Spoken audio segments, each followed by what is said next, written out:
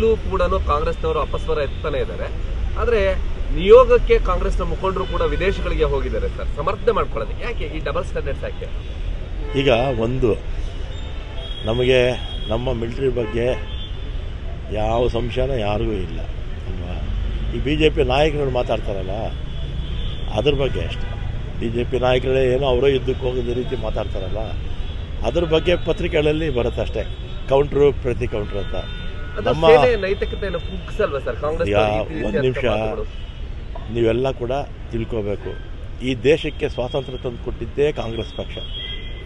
ಈ ದೇಶಕ್ಕೆ ಸ್ವಾತಂತ್ರ್ಯ ತಂದು ಕೊಟ್ಟಂಥ ಪಕ್ಷ ಕಾಂಗ್ರೆಸ್ಸು, ಈ ದೇಶವನ್ನು ಕಟ್ಟಿದಂಥ ಪಕ್ಷ. ಬಿ ಜೆ ಪಿಯವರು ಆ ಪಕ್ಷ ಇರಲಿಲ್ಲ, ಜನಸಂಘನೂ ಇರಲಿಲ್ಲ. 1950ರಲ್ಲಿ ಪ್ರಾರಂಭ ಆಗಿದ್ದು.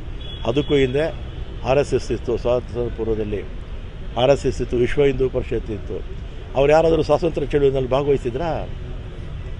ದೇಶ ಪ್ರೇಮ ನಾವೇನು ಬಿ ಜೆ ಪಿಯವರಿಂದ ಕಲಿಬೇಕಾಗಿಲ್ಲ, ನಮ್ಮಿಂದ ಅವ್ರು ಕಲ್ತ್ಕೊಂಡು.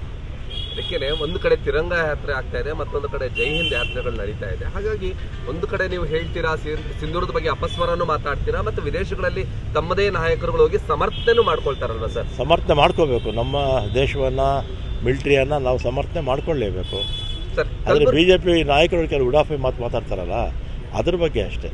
ಆಮೇಲೆ ಇದೆಲ್ಲ ಮಿಲಿಟ್ರಿಯವ್ರಿಗೂ ಹೇಳ್ತಾರೆ. ಮಿಲಿಟ್ರಿಯವ್ರ ಬಗ್ಗೆ ಯಾರಿಗೂ ನಮ್ಮ ದೇಶದಲ್ಲಿ ಒಂದು ಎಳ್ಳಷ್ಟು ಅಪನಂಬಿಕೆ ಯಾರಿಗೂ ಇಲ್ಲ ಅಲ್ವಾ. ಮಿಲಿಟ್ರಿ ಬಗ್ಗೆ ಎಲ್ರಿಗೂ ವಿಶೇಷ ಗೌರವನೂ ಇದೆ, ನಂಬಿಕೆನೂ ಇದೆ. ಬಿ ಜೆ ಪಿಯವರು ಅವರೇ ಯುದ್ಧ ಮಾಡ್ದಂಗೆ ಮಾಡ್ತಾರಲ್ಲ ಅದಕ್ಕೆ ಅಷ್ಟೇ. ಸರ್, ಕಲಬುರಗಿಯಲ್ಲಿ ವಿಧಾನ ಪರಿಷತ್ನ ಸದಸ್ಯ ಎನ್ ರವಿಕುಮಾರ್ ಅವರು ಬಿಜೆಪಿ ಸದಸ್ಯ, ಕಲಬುರಗಿ ಜಿಲ್ಲಾಧಿಕಾರಿಗಳು ನಮ್ಮ ಆನೇಕಲ್ ತಾಲೂಕಿನವರೇ, ಅತ್ತಿಬೆಲೆಯವರವರು. ನಮ್ಮ ಪ್ಯಾರು ಸಾಹೇಬ್ ಇದ್ದಾರಲ್ಲ ಅವರ ಮೊಮ್ಮಗಳೇ, ನಮ್ಮ ಲಕ್ಷಂದ್ರದಲ್ಲೇ ಇರೋದು. ಅಲ್ಲ, ರವಿಕುಮಾರು ಆ ರೀತಿ ಮಾತಾಡಿದ್ದು, ಪಾಕಿಸ್ತಾನದಿಂದ ಬಂದಿದ್ದಾರ ಅಂತ ಹೇಳಿದ್ದು ತಪ್ಪದು. ಆ ರೀತಿ ಮಾತಾಡಿದ್ದು ತಪ್ಪು.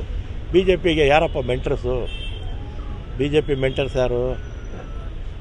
ಆರ್ ಎಸ್ ಎಸ್ಸು, ವಿಶ್ವ ಹಿಂದೂ ಪರಿಷತ್ತು. ಅವರು ಬಿ ಜೆ ಪಿಯವರಿಗೆ ಬುದ್ಧಿ ಹೇಳಬೇಕು, ಹೇಗೆ ಮಾತಾಡಬೇಕು, ಯಾವುದನ್ನು ಮಾತಾಡಬೇಕು, ಯಾವುದನ್ನು ಮಾತಾಡಬಾರ್ದು ಅಂತ ಹೇಳಬೇಕಷ್ಟೆ.